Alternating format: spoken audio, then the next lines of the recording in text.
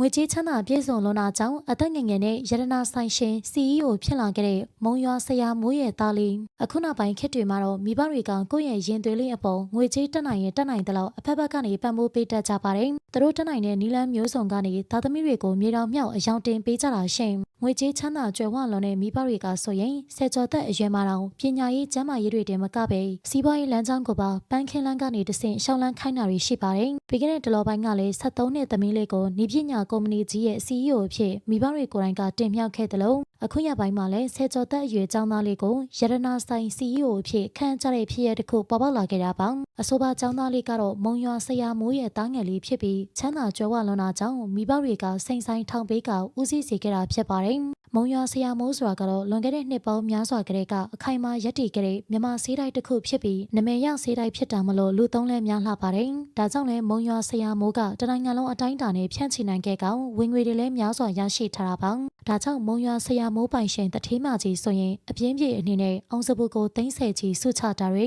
ရတနာပစ္စည်းလက်ဆောင်ပေးတာတွေတောင်ရှိနေတာပါ။ငွေကြေးနဲ့ပတ်သက်ပြီးပူပန်စရာမရှိပတ်စံကိုရေလိုသုံးနိုင်နေတာကြောင့်တာဖြစ်သူကိုလည်းအသက်ငယ်ငယ်နဲ့စိန်ဆိုင်ထောင်ပေးနိုင်ခဲ့တာဖြစ်ပါတယ်။တာဖြစ်သူက CEO အနေနဲ့ဥဆောင်ဆောင်ရွက်သွားမှာဆိုပေမဲ့အသက်ငယ်သေးတာကြောင့်မိခင်ဖြစ်သူကတော့ဝင်ရောက်ကြီးကြပ်သွားအောင်မှာဖြစ်ပါတယ်။ငွေကြေးချမ်းသာပြည့်စုံလွန်တာကြောင့်တာဖြစ်သူကိုအသက်ငယ်ငယ်နဲ့စိန်ဆိုင်ဖွင့်ပေးတဲ့မုံရွာဆရာမိုးမိသားစုအပေါ်ပြည်သက်တို့ရဲ့အမြင်ကိုလည်းပြပြခဲ့ပါအောင်ရှင်။